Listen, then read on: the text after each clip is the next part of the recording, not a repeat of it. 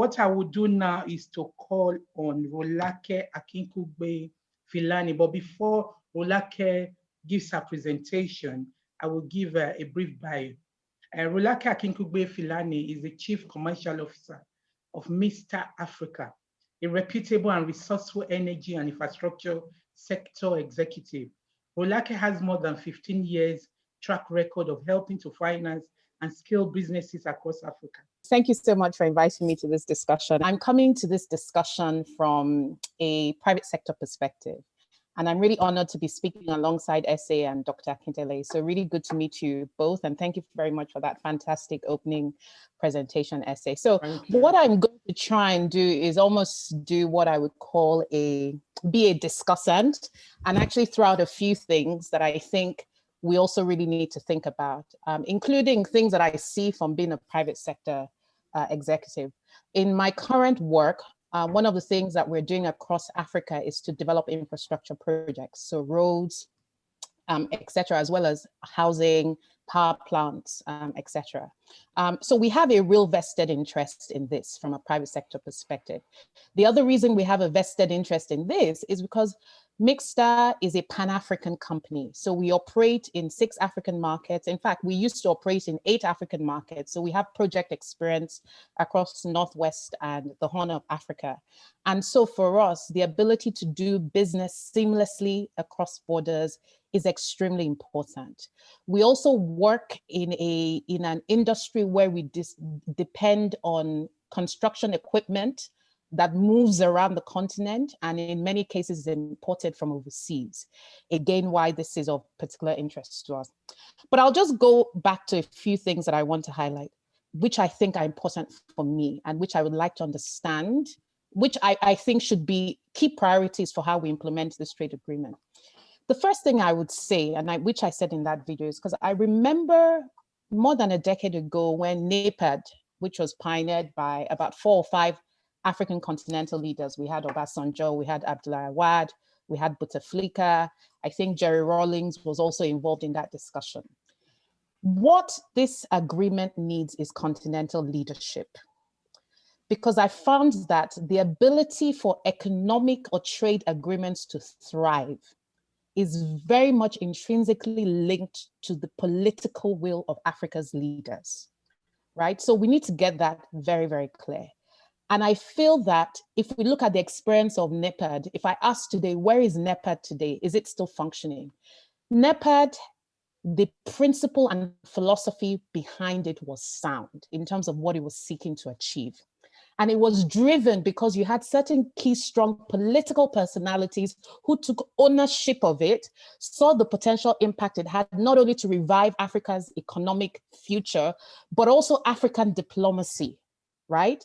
Unified African diplomacy, which I think is really important. So I think for me, and I think SA alluded to this, the will of our political leaders to see this through and be involved at every stage of implementation is key. Now, coming from somebody who works in the private sector, you know, it seems counterintuitive because, you know, we always say private sector, we thrive in spite of government. So we should be able to rally the private sector advocacy we need to make this thing work. But the reality is trade is highly political. We can see all around the world. And we see the impact of politics on trade. So that's the first thing I want to say. The second thing I want to say is that we have a real opportunity now from a global perspective to really take our seat at the global trade table. Why do I say that? For 2 reasons. Okonjo-Iweala probably now has her path cleared towards assuming the role of the Director General of the WTO. Honestly, I think the continent needs to harness, exploit, for want of a better term, and leverage her position to advocate for trade policies that are Africa friendly, and in particular to ensure that the goals of AFTA do not get overwhelmed by the demands of being at the global trade table. The second way I think Okonjo-Iweala would need to leverage this opportunity, she's currently the chair of GAVID, the Global Vaccine Alliance. If anything, a trade policy today cannot be devoid of what is happening from a public health perspective.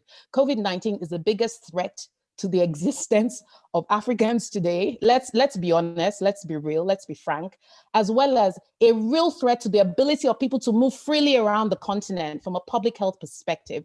So we essentially have an advocate in Okonjo-Iweala, where global trade, even as it relates to pharmaceuticals and vaccines are concerned, we need to find ways to ensure that those championing the continent-wide free trade agreement today understand the areas that we need to collaborate with her and the institutions that she represents.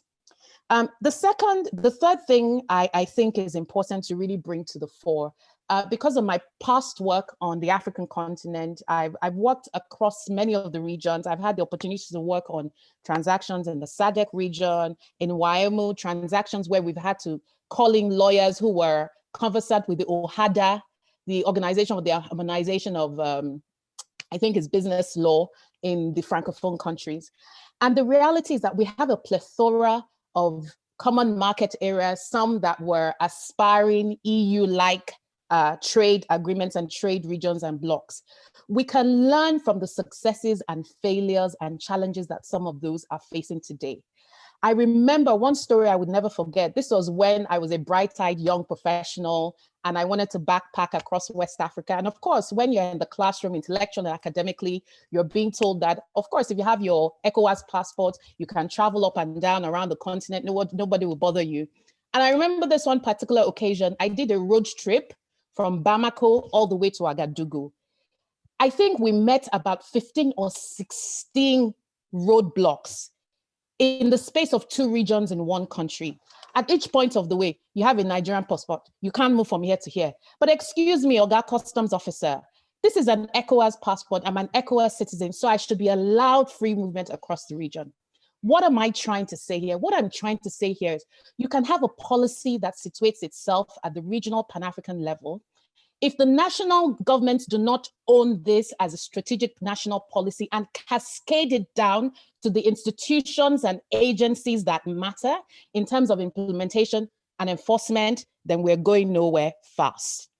The 5th area I wanted to raise is, I remember in my study of EU politics, one of the things that we looked at was a concept called the convergence criteria. If I look at economic growth right now across the African continent, we have your fast movers and fast risers. We know them, the Ethiopias of this world. We have many, many countries that are lagging behind. We have countries that are in negative territory as far as economic growth is concerned. AFTA as an agreement is meant to ultimately contribute to long-term sustainable and inclusive growth.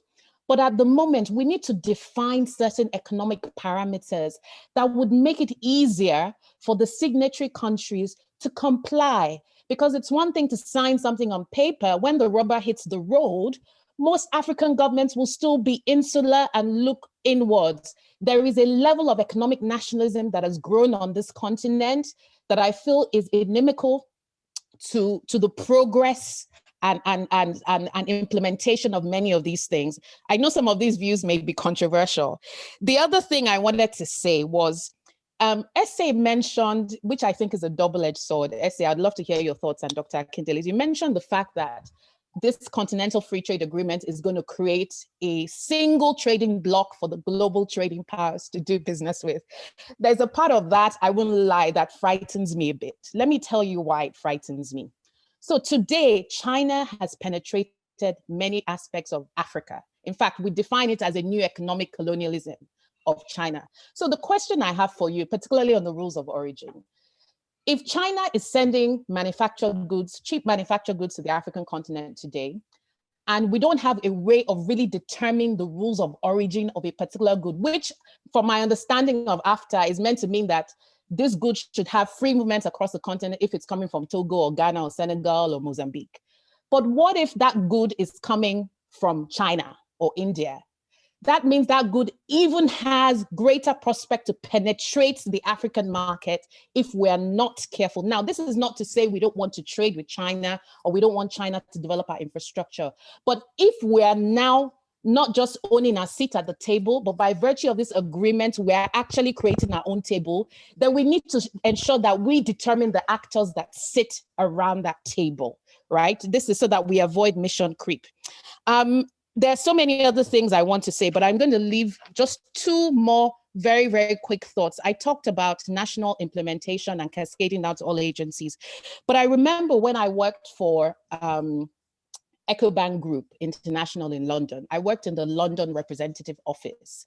And the London office was what we call a subsidiary of the Paris headquarters of EcoBank under what we call the EU passport. Now, the EU passport is like a passport that's given to private sector businesses. So when you set up in one European country, you can go to another European country within the same trade and economic zone and set up a subsidiary without too much bureaucracy, as long as you have what they call an EU passport. Think of it as a Schengen visa for businesses, right?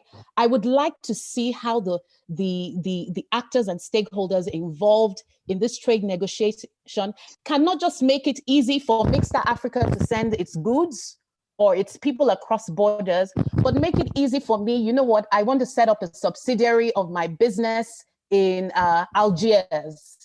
Of course, there are national policies that apply, but how can AFTA make it easy for me to expand and build my brand across the African continent? Not everyone is a Dangote that can leverage those political relationships, right? And then finally, and this speaks to the private sector issue again, is that labor is really important.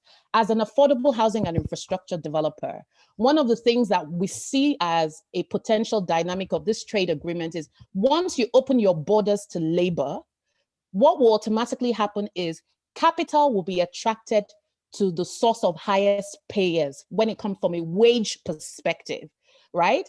If we don't resolve some of the xenophobia issues that we have on the continent today, we have a great deal of economic nationalism. I don't know where we all got these hang-ups from. I think they're hang-ups from the colonial era, because Africa, we're essentially one people, right? I think for too long we've been lied to. We need to ensure that governments work together to ensure that, you know, if I'm a South African business, I want to go to Tunisia, I can set up. It's not a case of, are you from here? Of course, we understand local content, but the other thing is there will become an increasing demand on infrastructure and housing, because where you have regional imbalances in labor and trade, they'll be attracted to places where there are jobs. And so we need to make sure that we're educating our populations, our masses, the young people, about the opportunities across the continent. I think I'm going to leave it there for now. Those are my submissions. I have to say that despite all I have said, I am an optimist. I'm just throwing these issues out there so that we can focus on the issues that really matter. Thank you very much. Thank you very much, Rolake. That was very good. Rolake again has emphasized that despite what she said, in terms of the risk and the challenges, she's an optimist. She believes in the African agreement, and she believes that the agreement will open up a lot for Africa and Africans. And what has she said? She said the highlight she's given is that the agreement needs continental leadership. It should be linked to political will of African leaders. Yes, I think the political will is there now because we've got signatories, but it needs to work for Africans. And she also said that it's a real opportunity now from a global perspective. One, we've got Okonjo Iweala, who is set to become the head of WTO. So we should be exploiting, harnessing, and leveraging her position to try and achieve our goals. And again, Rolake said things about learning from organizations that have come before. She gave an example of OHADA in terms of what can we learn from their successes and failures, and what can we do? How can we build up on what they've done? And then she gave an example of her experience when traveling to the Ouagadougou and how she was stopped numerous times, even as an ECOWAS citizen and with a Nigerian passport, her free movement was restricted. So there should be a free flow of movement across Africa. That is what the agreement is all about. And she also said concept called the convergence criteria, so that with long-term sustainable exclusive, so make it easier for signatory countries to comply. There is a level of economic nationalism currently going on, and there's things to call, there's xenophobia across the African continent. However, the agreement is for us to work together. And then she left us with, she's also said in terms of, we are the ones arranging the table. We've agreed to an arrangement of how we want to work. And whoever is coming to our table, we must determine how to bring them, to the table to our benefit. And then she now said in terms of national implementation and cascading to all agencies, how can AFTA make it easier to doing business? Labor is really important, and we should be incentivizing our young people, raising awareness that they need to be players in the agreement to be able to take advantage of the agreement.